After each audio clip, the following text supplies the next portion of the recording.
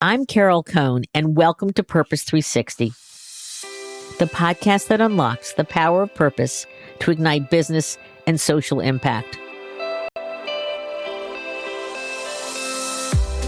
Today, joining me is truly, I love the brand, it's Nike, and we have a truly inspiring leader joining us, someone who sits at the heart of purpose, sport, and cultural impact at one of the world's most influential brands.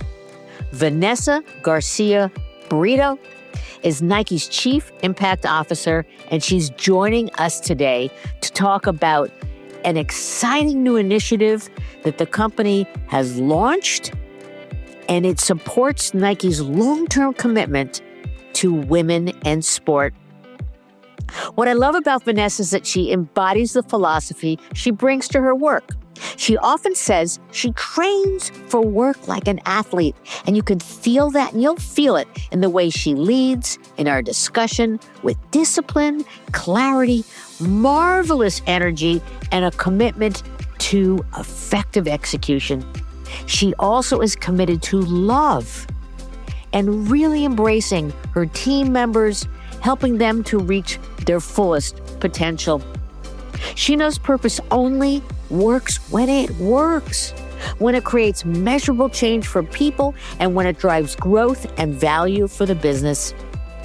Today, we're going deep into one of Nike's most exciting and meaningful new signature initiatives. It's called Coach the Dream.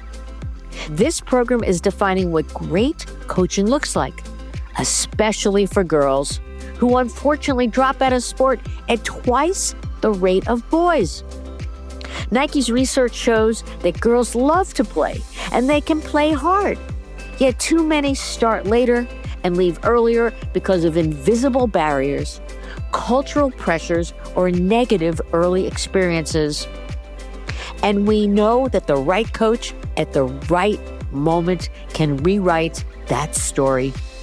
We'll talk about how the program came to life, the insights behind it, and the exceptional magic required to scale it globally. So join me for this amazing conversation. Let's begin.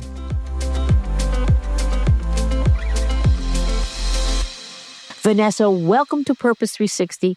It's a delight to have you with us. Thanks so much, Carol. It's a real pleasure to be here with you today. And I'd like to just say that Vanessa is an amazing athlete herself. And so first we're going to start talking about what's your favorite sport and what do you do and why does it make you feel amazing? Well, it's a duo, if I'm honest. Running is my boyfriend, and yoga's my girlfriend. They work in tandem. You know, I really credit yoga for having the longevity I've had with my running, but there's no substitute for running. It just clears everything. It makes it instantly actually does what yoga does, which is brings my mind, body, spirit all into one. You can just go your own pace, but also it's just that wonderful feeling of aliveness and the gratitude for being able to move in our bodies. And it's interesting because I get that, but I do it with a horse. And I feel like when you jump with a horse, it is like flying. So you joined Nike in 2013, and you've had some amazing roles, including Vice President of Global Communications for Purpose. We'll get into that, but as a child, I always like to go back with my guests. You know, what influenced you from your parents or your earliest years that truly has helped to guide and shape what you do today? I actually come from very humble beginnings, and I was surrounded with an abundance of love and resilience. My mother always had several jobs. There was never just one job. She was always working across several areas. And my grandmother actually helped to raise me. And together, they really instilled in me optimism, hope, grit, follow through. Truly, very early in life, also instilled the mindset around agency. Right? No matter how life was, how bad life was, or how bad things got, they really believed that we could do something about it. And really, as an individual, that we had the power, whether that was in how we approached our perspective, actual behavior, vision, imagination. Agency was a very big deal in our small home. And I thought I would take all of that and put it into being a human rights lawyer. So that's actually what I tried to do. I went to law school. I actually enjoyed law school. I know that for those out there wondering, I enjoyed law school. I enjoyed being a lawyer. But one of the things that I also realized is that you can be an advocate no matter what role that you're in. You don't have to be a lawyer or a whatever that title may be. Wherever you are in life and whatever you're doing, you can be an advocate. And in parallel to that, a golden thread has been sport for me. There has been a sport for every season of my life, whether it was swimming or dancing or track. I'm a brown belt in Taekwondo. I do, you mentioned the ultra marathons. I've done a number of yoga teacher trainings. And so that is also something that has been consistent throughout my entire life. And I think that they have come together in a beautiful way in the work that I do right now at Nike. So, what does a chief impact officer do? What's your remit? Together, I think one of the beautiful things about impact at Nike is that it's not just one part of the business that is focused on it, right? We're all here accountable and on board to deliver Nike's mission, right? Bring inspiration and innovation to every athlete in the world. If you have a body, you're an athlete. Through our team, we do that through youth sport, really thinking about what should sport be looking like for the next generation of athletes and inviting more people in so they can unleash their full potential. So for us, it's really about setting the vision and ensuring that we're bringing sport to more and more young people through the lens of the platform that Nike brings. Oh, that's fantastic. What is your superpower? Mm. Mm. Love. Ah, oh, that's fantastic. And how does it manifest? Let's just say with your team. The best thing about me, actually, you're speaking to me, but you really need to talk to my team. Best thing about me is my team. When I think about legacy, I think about my team. Often we say love and people get a little bit confused about love. They think about touchy-feely, sensitive. And all of those things can be true. But I think love is one of our most powerful emotions. It is like, what wouldn't you do for love, right? And it's also an emotion that's regenerative. It's infinite. You can just continuously make space for more and more and more people. And it also is a force mechanism for honesty, right? You need to be honest with those you love. You need to be empathetic, but also have a great level of candor and respect. And also, and I say this to my team all the time, it's not transactional. I don't need you to love. I'm not loving you so that you can love me back. That is not necessary. It's not for everybody. It is more, I want everybody to know that that is actually what grounds me and also what I'm very intentional about putting out into the world. Oh, that's beautiful. That's beautiful. So, since you had the role for about 3 years of VP of Purpose Communications, I'd love you just to talk about Nike's purpose. It's been very consistent, I believe, over the decades, but maybe it's been tweaked and expanded. But can you talk a little bit about that before we get into the signature initiative we're going to talk about today, which is your coach's initiative? Sure. That was such an exciting role because I stepped into that role and I was the first one in it. It wasn't the first time that Nike had purpose, right? Nike's been around for over 50 years, and for over 50 years, it's been grounded in sport and the manifestation of that around potential, human potential, how to break down barriers, whether you're an elite athlete or you're an everyday athlete or you're a soon-to-be athlete. That has been pretty consistent. In that role, what was fantastic about it is you get to hear from employees all over the world. We had, thousands and thousands and thousands, different cultures, different contexts, different life stages. And while everybody cast their unique and singular purpose, there was a really beautiful connection across what brings people together at Nike, and that is their love of sport and their love for sharing it.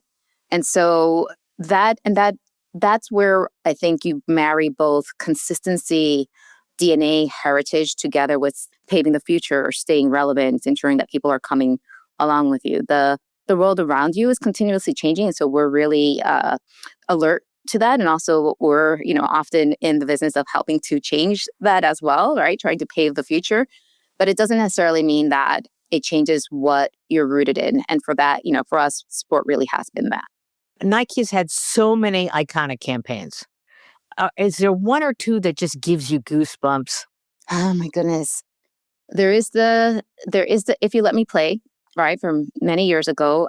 It was true then, it's true today. One of the things that we know to be true is how important it is to listen to the athlete's voice. And, we have that asterisk, right? So that's, if you have a body, you're an athlete. In that case, it was young girls talking about what sport could do for them and, the whole universe of possibilities that could open up for them. Oh, it's beautiful. It's beautiful. And if you don't mind, I printed out the copy if I could read it, because I think it just is so powerful. If you let me play, I will like myself more. I will have more self-confidence. I will suffer less depression. I will be 60% less likely to get breast cancer. I'll be more likely to leave a man who beats me, which was an amazing for a young child saying that, a young girl. I will be less likely to get pregnant before I want to. I will learn what it means to be strong if you let me play sports. I mean, it gives me chills to this day, so many years later. So I'm so glad that that is one that gives you goosebumps. And it also, it begins a thread of Nike looking at sport. It's not just the boys. It's not just the men. It's the girls and the women. So I love that. Absolutely. If I can mention another one, Carol, also just to bookend it, we have a short film that Emma Hayes did the voiceover for on the power of a coach. Oh, love it. Love it. If you bookend those two, the conversation that is happening between those two voices and or two communities is really important, and also continues to speak of where we've been and where we can go. Make kids' dreams possible. It's the love of coaching. You believing in the person behind the jersey. Dreams take a love of the game and a coach who believes. It's extraordinary. We'll put that, and when we get into your coaching program, we'll really dive deeper because it's so powerful.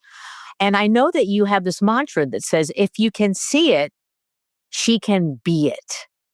Can you talk about how it came about and talk about the data about how girls, they're in sport, but they're dropping out dramatically. So just give us the context of how this got shaped.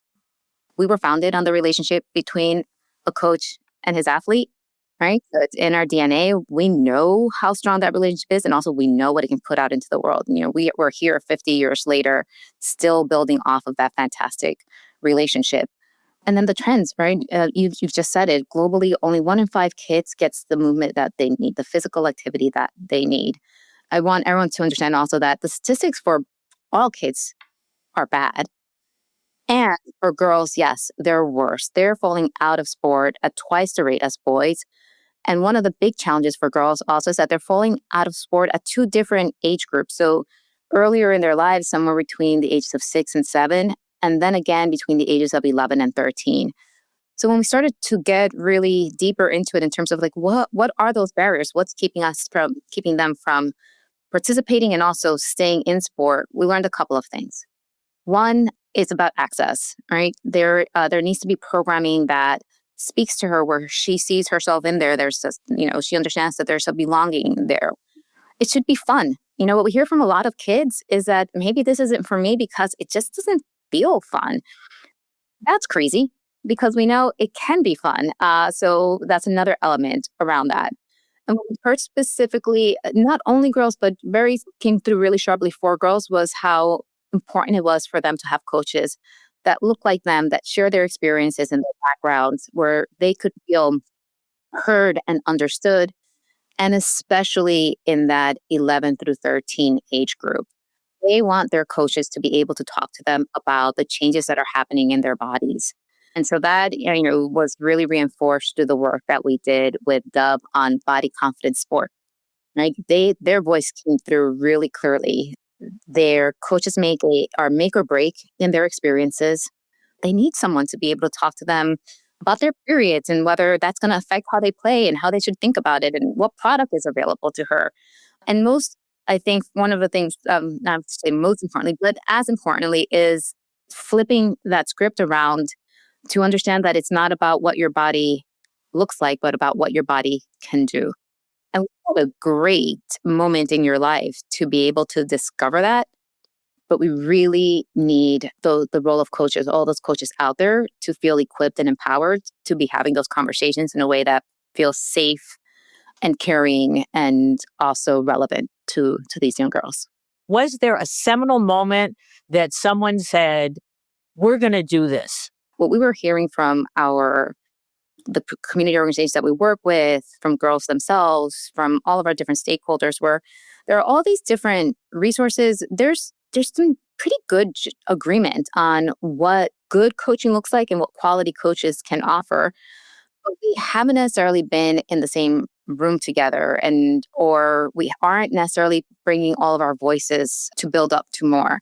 And so we came across the concept around, okay, well, what if we start this coaching revolution? We've had a Coach the Dream summit here at our world headquarters. We had one in Tokyo. We had one in LA. We've had one in Paris. So we've had a number of different experiences all around the world to galvanize, all of our partners in the community of people who are in this space to kind of supercharge or provide some more momentum. What is, happening? We see it happening. It's iteratively, but also wanting to make sure that people knew that they were in it together.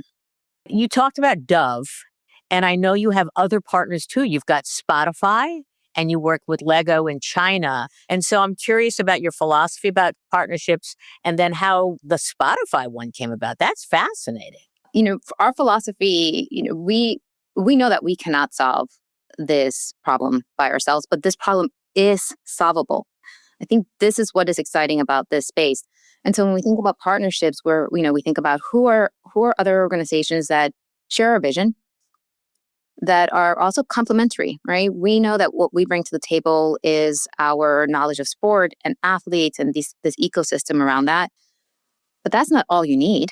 We hear from girls and young women and athletes about the role that music plays in their lives. And for a lot of girls also who may not see themselves as athletes yet, they do move their bodies, right? They are thinking about, they love to dance, they love to listen to music. And so we're not asking them to meet us where we are. We're saying we're going to meet you where you are. And that's where the collaboration with Spotify came in.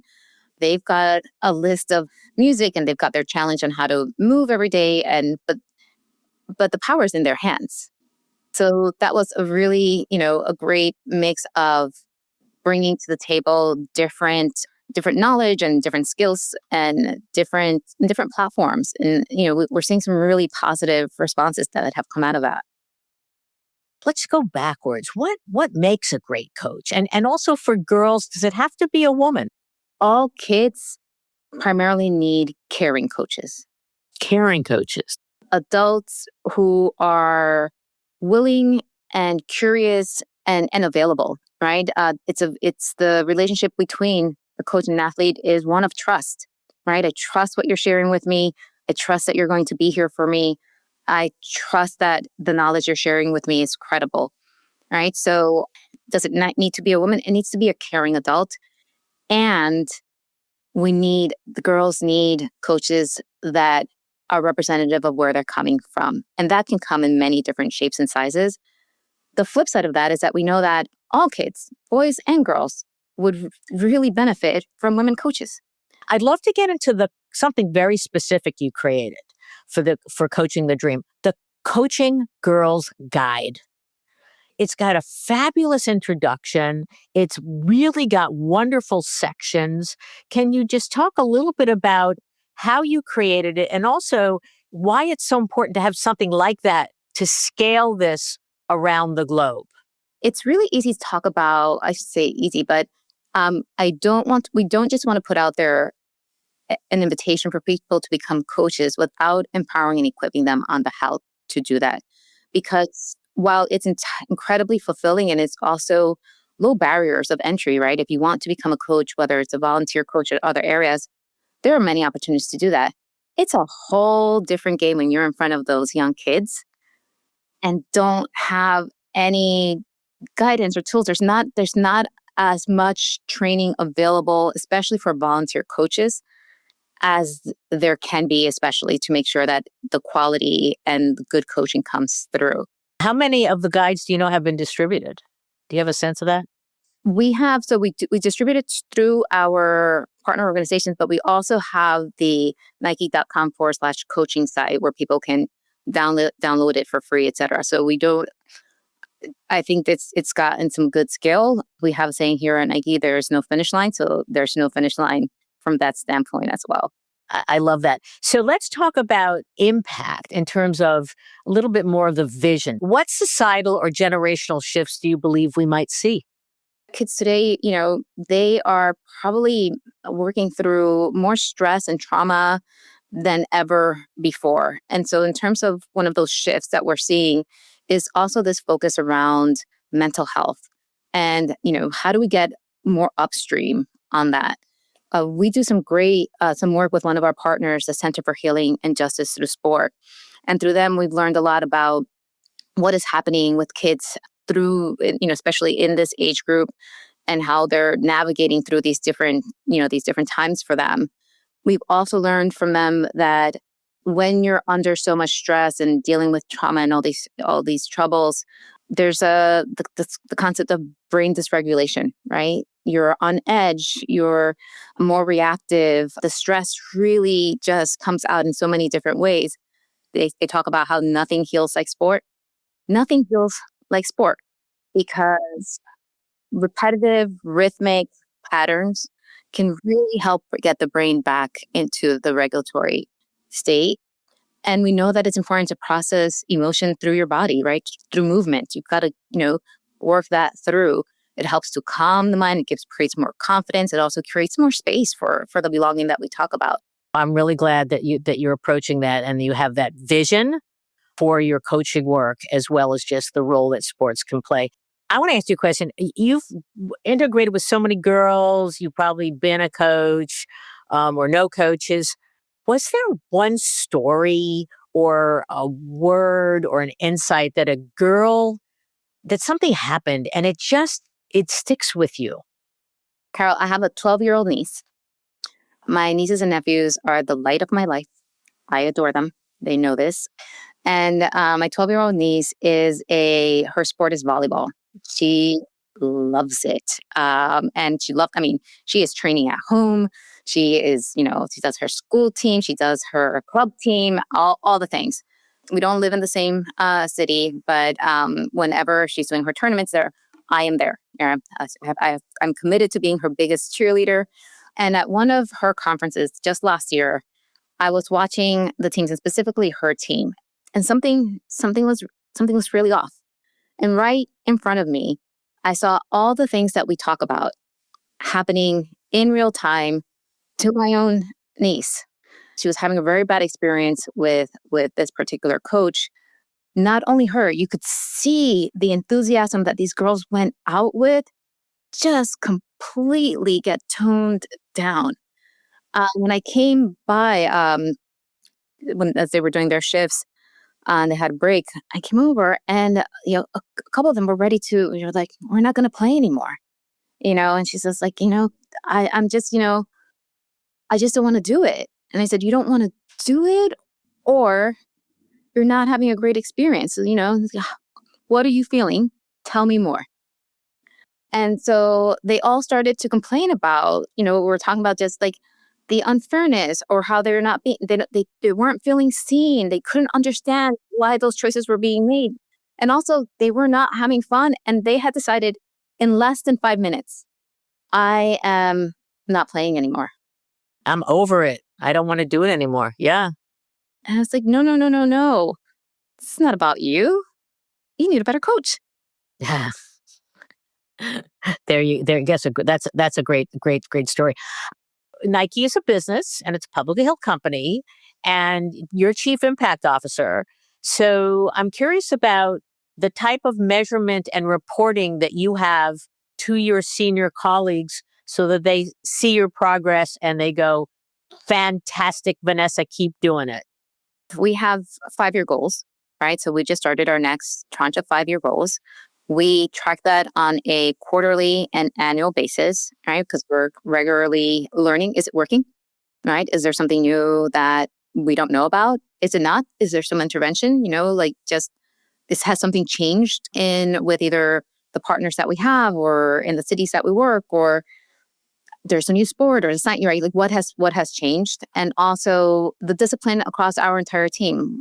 The beauty of having sport as a focus is that we're able to drive that consistency. And, there's a lot of competing interests out there. And, people are always eager to see if we can go in one direction or another. But this really helps to keep the compass of our work clear. And do you do anything? This may be a trade secret, so you don't have to share it. But is there anything special that you've learned about reporting progress against your social impact goals that, you're looking eyeball to eyeball to, CMO, CEO, whatever, and they go, got it. This is a terrific report. I think it's being honest about what's working and what's not working.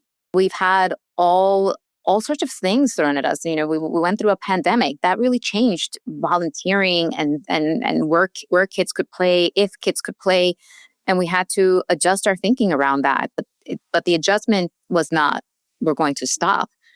It was around okay, the circumstances have changed, so and that was a conversation. Here's what we're seeing. Here's what we're seeing, and this is why it might be slower here. We might be accelerate over there. And so just having, I love to think about it as freedom within a framework, right? If you can all agree on what it is that we're trying to achieve and that the path there is well informed, then you've got some freedom to flex over here, be agile, stay agile while still making that consistent progress against that goal. And I love that you talked about honesty, about the clarity, and that we've achieved this goal. We need this modification. That's wonderful. As we begin to wind this down, do you have one or two pieces of advice for colleagues who are chief impact officers? I'll say two pieces. One is the personal, right? I've already shared the most important conversation you can have is a conversation with yourself. I think it's really important to know who you are and what drives you. We talk about the athlete mindset. I also talk about training for my job like an athlete. I firmly believe that you can't give what you don't have. So if you're trying to give energy, you need energy. If you want to share inspiration, you need to be inspired, right? If you're bringing joy, you have to be joyous. But you have to be really honest with yourself about where you are at any moment in life, and then being very realistic about whether you can offer that or not, and how you get that into your own life to be able to give it. I also, my team knows this about me. I don't ask them to do anything I'm not willing to do myself.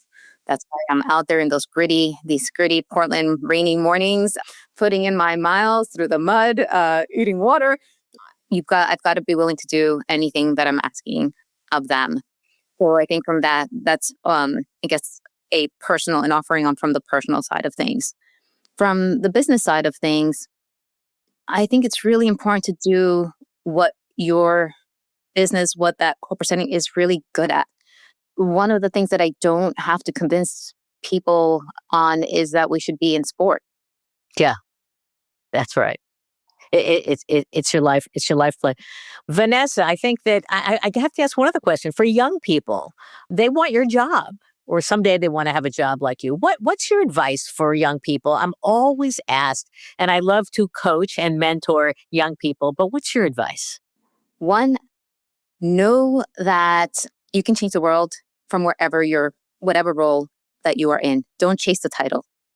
Get very clear about what kind of difference you want to make in the world, and whether that's a particular superpower or skill set that you have, or a topic that, gets you up in the morning without an alarm clock. That's kind of like, you'll know it when you feel it, but get clear about that, because the universe has a sense of humor. The universe has a sense of humor. That's great. Another one is make your talent undeniable. It doesn't mean that you might get that job that you think, that you really, really desire, but at least you'll know it's because maybe they didn't want the best person for that role. Make your talent undeniable. And then I've got a statue here that I was given because I'm a big advocate for those areas that you care about. You have to care more than anybody else in the world about them. right? It's, if not, that person who cares more is probably going to get it because they went the extra mile. So that's, brings us right back to the first piece, right? Get really clear about that is because it can't be about everything. But for those areas that you say are really priorities that you really care about, then you've got to care more than anybody else. I love it, though. I totally agree with you on that. You've got to care more. You've got to try more. If you want to get that dream. I always love to give the last word to my guest and turn the mic over to you. So is there anything, Vanessa, that you want to add or that you want to emphasize? Thank you, Carol. And that's incredibly generous of you as well. I'm going to invite everyone to really think about becoming a coach. We truly believe that there's a coach inside every one of us. And that can be a coach of yourself, start at home. It can be being that just supportive, encouraging person in a young person's life. I invite you to go to the nike.com/coaching if you want more tools and resources and, do more formal coaching as a volunteer or, at any part of that spectrum. For anyone who's wondering, can I really change the world? You can really change an individual's world. And if you start with that young person, I don't know anything that is more fulfilling than that. Oh, that's wonderful. Vanessa Garcia-Brito, it has been such a delight to have this conversation. I wanted to talk with someone at your level at Nike for a very long time. So I greatly appreciate your insights. So I'd love to have you back. If you have something new to announce, please reach out. Thank you so much. You have just been a delight to chat with. Oh, it's been my pleasure, Carol. And of course, I'd be delighted to return.